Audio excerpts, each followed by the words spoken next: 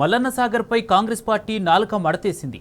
నాడు భూకంపమని జనాలను అదరగొట్టిన నేతలే ఇవాళ బ్రహ్మాండమంటున్నారు.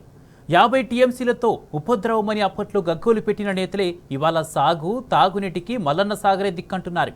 హైదరాబాద్ తాగునీటికి మల్లన్న సాగర్ దిక్కు అంటూ జీవో విడుదల చేయడంతో కాంగ్రెస్ పార్టీపై విమర్శలు వ్యక్తమవుతున్నాయి. అసలు కాంగ్రెస్ పార్టీ అప్పుడు చెప్పింది నిజమా, ఇప్పుడు చెప్తున్నది నిజమా? ముందు స్పష్టం చేయాలని జనాలు నిలదీస్తున్నారు.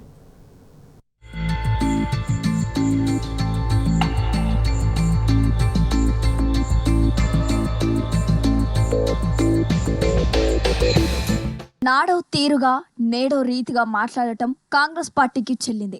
ఉమ్మడి రాష్ట్రంలో సీమాంధ్ర ప్రాంతంలో రిజర్వాయర్లు నిర్మించుకుంటే నోరు మెదపని అప్పటి తెలంగాణ కాంగ్రెస్ నేతలు కాళేశ్వరం ప్రాజెక్టులో భాగంగా 50 టీఎంసీలతో మల్లన్న సాగర్ను ప్రతిపాదిస్తే చేసిన రాద్ధాంతం అంతా ఇంత కాదు, బ్రహ్మాండం బద్దలవుతుంది. భూకంపం వస్తుంది అంటూ మీడియా ముందు పవర్ పాయింట్ ప్రజెంటేషన్లు ఇచ్చారు. కానీ అధికారంలోకి రాగానే ఒక్కసారిగా కాంగ్రెస్ పార్టీ నాలుక మడతేసింది. నాడు భూకంప కేంద్రంగా ఉన్నదన్న మల్లన్న సాగర్నే ఇప్పుడు బ్రహ్మాండమని చెబుతుంది. హైదరాబాద్ మహానగర దాహర్ది తీర్చేందుకు మల్లన్న సాగరే శరణ్యమంటూ అధికార ఉత్తర్వులో పేర్కొంది. మరి నాడు చేసిన ఆరోపణలు నిజమా? నేడు అధికారిక ఉత్తర్వులో పేర్కొన్నది వాస్తవమా? కాంగ్రెస్ నేతలు స్పష్టత ఇవ్వాలని జనం డిమాండ్ చేస్తున్నారు. కొండపోచమ్మ సాగర్ నుంచి తక్కువ వ్యయంతో అయ్యే హైదరాబాద్ మంచినీటి పథకాన్ని దూరం పెంచి మల్లన్న సాగర్కు మార్చడంపై పెద్ద ఎత్తున ఆరోపణలు వెల్లువెత్తుతున్నాయి.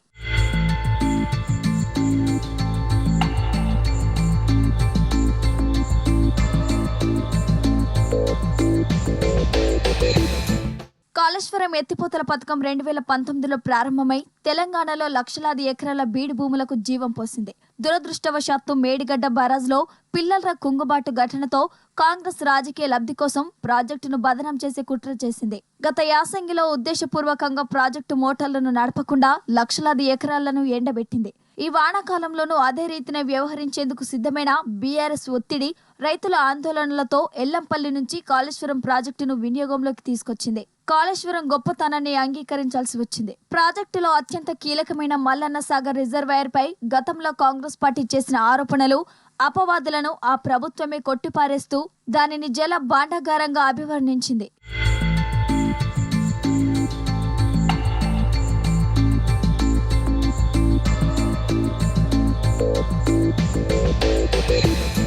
హైదరాబాద్ భవిష్యత్తు తాగునీటి అవసరాలకు 10 టీఎంసీలతో పాటు మూసీ సుందరీకరణ కోసం మరో 5 టీఎంసీల గోదావరి జలాల తరలింపునకు ప్రభుత్వం 5,560 కోట్లతో తాగునీటి పథకానికి ఆమోదం తెలిపింది. హైదరాబాద్ తాగునీటి పథకానికి ఆధారంగా చేసుకున్న మల్లన్న సాగర్కు కాళేశ్వరం ప్రాజెక్టు ద్వారానే గోదావరి జలాలు తరలి వస్తాయి. అంటే కాళేశ్వరం ప్రాజెక్టుపై హైదరాబాద్ భవిష్యత్తు ఆధారపడి ఉందని అధికారికంగానే ధృవీకరించింది. ఇదంతా కాళేశ్వరం ప్రాజెక్టు రూపకల్పనలో కేసీఆర్ ముందు చూపుతో వ్యవహరించడం వల్లనే సాధ్యమైందని ఇంజనీరింగ్ నిపుణులు స్పష్టం చేస్తున్నారు.